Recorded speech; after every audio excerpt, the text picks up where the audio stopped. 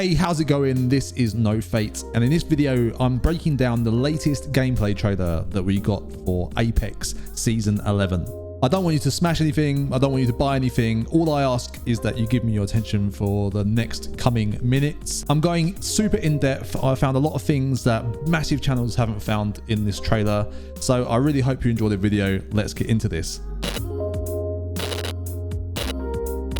One quick side note, a lot of you guys may just know me for my Warzone content, but I play a lot of other games. I want to bring all of my insights to you guys on those other games. They're going to be like Apex, Battlefield, all that kind of stuff.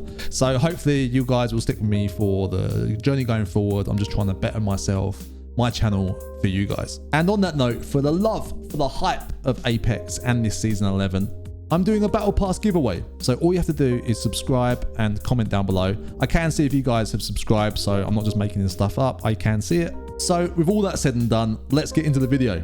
So first things first, crew. If you haven't seen the trailer, any kind of media that I reference in this video will be linked in the description down below. And as always, this video is timestamped so you can jump around at your leisure. So first note that I have here is the Gaia reference. So if you guys don't know, Gaia in Greek mythology, Gaia was the Greek goddess of Earth. So she's like the mother of all life. And apparently this land is rich in history. That's what Ash says in one of her opening quotes. But my question is, why is Ash so interested in all of this? From her bio, again, linked down below, it says on her bio that Ash joins the games only to prove that she has transcended all humanity. So my first question is, so why in the narrative is she so interested in all of this history? And in this intro, we're getting a glimpse, kind of like a second glimpse, because a lot of these locations have been shown in the launch trailer that come out like a week or so ago. So we're seeing again the beach and the jungle areas. So at this time point here, we see Ash is kind of sneaking along the building here in the bottom left-hand corner. But we get kind of like a nice kind of layout of where the beach is in kind of connection to the jungle. We can see through this pass right here between the two locations. There seems to be towers that collect energy from the storm. So I don't know whether this is gonna open up into anything else other than something that looks cool, but maybe there's a way that we use this energy to manipulate the map somehow or charge shields or something. So that's quite an exciting point. I would like to see what happens here. We see a large sheltered cove area and the crash site area that has a downed spaceship in it. We saw this in the launch trailer as well. Both look really interesting, but don't tell us really that much yet. The crash site area could contain really good loot, for example, or so maybe there's something narratively there that's quite interesting because they kind of put focus on this in that launch trailer a lot as well. Probably goes without saying, but if you guys have any thoughts or kind of extensions on what I say, or maybe I say something wrong and you want to correct it, that's all good as long as it's all constructive. Just, you know, leave comments down below. So this is where it starts to get kind of a bit more interesting. We see these gravity jumps. So these are new to this map, this stormpoint map. So it looks like as you use these, it's, you know, more of like a linear trajectory to get from like across rivers. There's a lot of water, so maybe that slows you down. Maybe there's no bridges, so you have to use these. We're really not quite sure yet, but I have seen in a further clip coming up in a second that there's quite a few dotted around certain areas. So one good thing is that you can quite clearly use your weapon in midair, so you can still be pretty aggressive, dynamic, you know, using weapons and, you know, taking enemies out whilst you're still in the air. And you land with speed, kind of what you do off of like an Octane jump pad. So yeah, they look really cool. And this could potentially be a new Horizon skin. Next up is another massive addition to Apex in this new Stormpoint map. And these are the monsters that actively attack you. So we first saw these in the launch trailer as well. But maybe they're interactive, so this is just an idea, but maybe they need letting out in order to kind of roam the map freely, or so that you can use them as a weapon against enemies.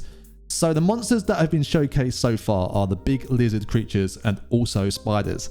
Interestingly, in this clip, Lifeline says enemy swarm here. So this may be backing up my theory, as it could indicate that they are owned by another team and can be used kind of in your favor, if you will. If you release them, you can use them to attack another team. I could be like way off here, but I'm just spitballing. In this shot here, we can just about see the shot of a jump tower. Now, I've seen other people say that there's no jump towers because they don't see it in any of the footage. All they see is kind of the grav jumps. But what are these 3 glowing orbs? Unless I'm being an idiot and I've missed something massive, this could just be, you know, a trio flying through the map somehow, but I haven't seen this kind of animation before. So this could be a new kind of like way you move around the map. There could be a portal that uses the storm's energy or something like that. And in this shot, we can see there's a good couple of grav jumps. So that's pretty cool. In this upcoming montage of the next few seconds, we can see that it could be new skins for Pathfinder, Watson, Valkyrie, Mirage, Revenant, and Caustic. Of course, there's probably going to be a ton of skins that get released in the Battle Pass. I'm just simply calling out the ones that have been shown in this video. This is super obvious though. This is obviously a new skin for the Prowler. Now moving on to the real juicy parts. So this is a new car SMG. So basically with the new car SMG, you can switch between ammo types, so from light to heavy. So we don't know too much so far, but clearly it should change your damage output switching between the two weapons. And also you can carry more ammo for the same weapon, which is really, really good. But what I'm looking at is the rate of fire, because in the two clips that they show from when they're firing the light ammo and the heavy ammo, the fire rate looks exactly the same. So then my next question is, if that's the same, then what else changes? Maybe it's recoil, but if the recoil doesn't change and the fire rate doesn't change, that means you could be using heavy ammo at kind of like light ammo speed, if that makes sense, which could be pretty OP. And on a little side note, nothing seems to be out of the ordinary on the attachment front. This is our first point when we see Ash in this trailer. So we see her with a sword and the rift behind her, but what's the rat thing all about? Have I missed something there as well? We see her with her arc snare right here. This is her tactical ability that she uses here on poor Watson. So this arc snare damages and tethers the first enemy that it touches. It sounds like it can be used as set as a trap or just simply as a projectile. But in the game where movement is king, like Apex, I can see this being really, really powerful. This is a good point just to jump into all of her abilities. So her passive is insanely exciting. And it sounds great for really aggressive players looking to gun down as many teams as possible. It's called Marked for Death, and it shows recent enemy deaths via placing loot box locations on her map. To me, that sounds so insane. It sounds so sick. So basically, you're going to get real-time updates of where battles have been taking place and where the enemies are now. Because the next part, it doesn't even end there. It gets better. So the other part of her ability is that it also marks the locations of the surviving attackers that killed those guys. And going back to the clip that we saw in the launch trailer, we see her throwing a device into Caustic, and this allows her to see where survivors are. Now, I don't know if it's going to work like that in the game. Maybe they just do this for, cinematic purposes. Maybe it's just like you can just see them, and when you touch a loot box, maybe it shows you where the survivors are. We just really don't know how it's going to work yet. But man, for my playstyle, aggressive, I know I want to main Ash for sure. I'm going to give it a good try. Hopefully she's really good. But just by these two abilities alone, it's really good. Okay, maybe not so much the arc snare, but this passive ability sounds insane. And also this next one, her ultimate, the phase breach, which opens up a one-way portal to a targeted location. So it's more of a teleport ability rather than say like Wraith's ability, where she makes a two-way portal that stays open for players to use. We're unsure whether Ash can only use this or if other players can use her portal too. But in this clip, in this trailer, I've slowed it down and I've analyzed it, but we can see that Bangalore and Horizon are using an enemy Wraith's portal that comes through right here.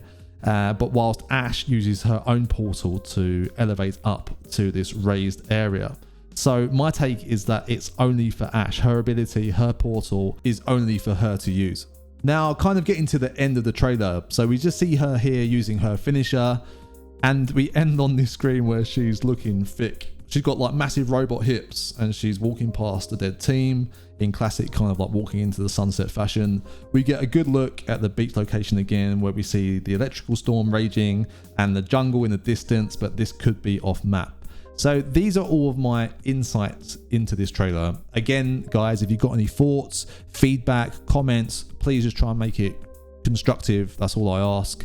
And yeah, leave comments down below. I'm streaming every Wednesday at 7 PM GMT and also on Saturdays. I hope you come and see me here on YouTube. Thanks for watching the video, guys, and I'll see you in the next one.